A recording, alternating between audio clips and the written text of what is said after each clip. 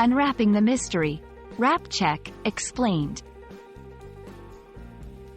Hello dear learners. Today, we'll dive into an interesting English phrase, wrap check. Whether you've heard it before or it's entirely new to you, by the end of this video, you'll have a good grasp of its meaning and usage. Let's get started.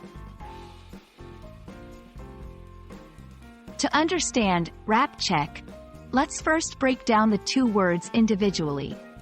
Wrap. This word can be used as both a noun and a verb. As a noun, it refers to something that covers or encloses another thing, like a piece of cloth or paper. As a verb, it means to cover or enclose something. Check. Again, this can be a noun or a verb. As a noun, it could refer to a stop or restraint. As a verb, it means to stop, restrain, or assess something.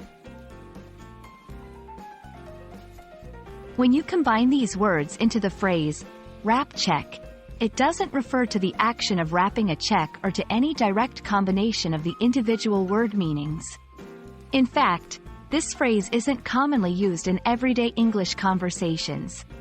However, if used in a particular context, it might mean assessing or inspecting something that has been wrapped. An action of verification after wrapping something.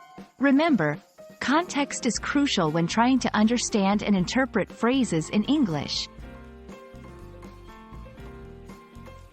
To grasp the concept better, let's look at some hypothetical examples.